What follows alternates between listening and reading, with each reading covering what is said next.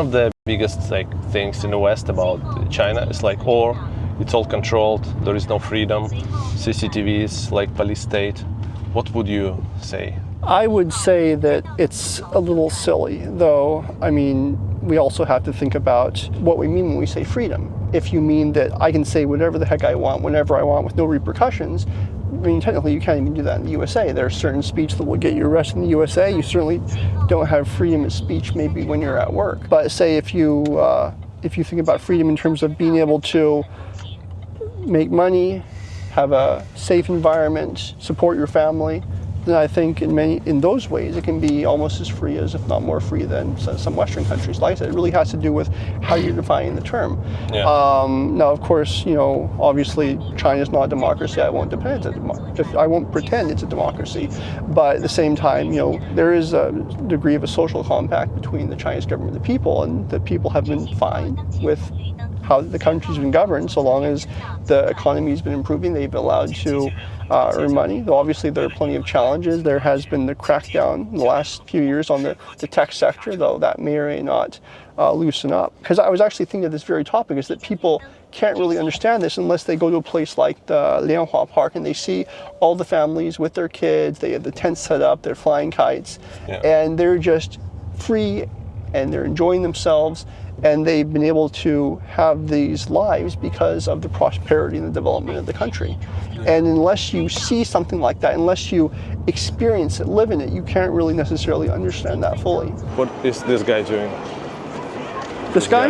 Yeah. He's literally just like a security guard, or not even a security guard for the mall area, just standing there probably to make sure people don't go too fast.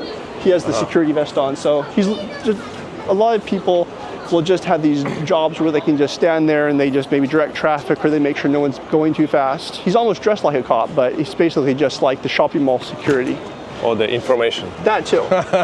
Freedom is a very tough word because it's a loaded concept to a certain degree, because if you talk to people in the USA, they will say, oh, this is what I define as freedom based on where I've grown up, and people in Europe, they might view it slightly differently. But people in China, they have the opportunity to lead very good, prosperous lives, to raise their families. It's not just a one-child policy anymore. They can have 2, even 3 children if they want to, though many don't want to have that many. Does this look like people who are oppressed?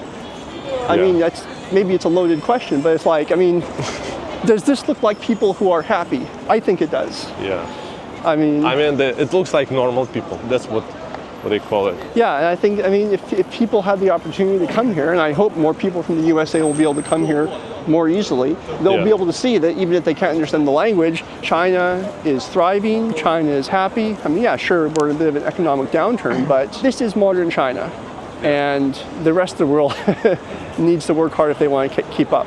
We are in the traditional area, the center of the city, so you can see a lot of the big buildings. Yeah. And I think that's one of the things that really can drive home the point about how advanced China and Shenzhen actually is you go into one of the city centers and you see all the big buildings, you see as you said, all the EVs on the street. Yeah. You can go into the Huawei stores, the Xiaomi stores, and you just see this is a high-tech lifestyle for people that want it. Yeah, and what I'm really amazed that we are next to the major road with a lot of cars, but it's quiet. It's like super quiet. It's pretty quiet. It's very weird. I live in Singapore, and even in Singapore, like it's noisy. Yeah. Like the big roads are noisy. But here, because most of the cars are EVs, it's incredible. And there really are a lot of different options for, even if you don't want to drive a car, many people do. It's part of that lifestyle. Say if you want to be like starting a family, you need to have a car, you need to have a house. That's the traditional way of thinking about it. But there's plenty of, as you see, bike shares along the side of the road. Subway is very accessible in Shenzhen, and they've been continuously expanding that to the outer districts as well. And then, of course, the buses are very convenient, and so it's very unlike where I grew up in California, where there was no subway. Yeah. You can take BART if you're going between a few big cities, but it just doesn't work very well, whereas here, it really works a lot better. Yeah.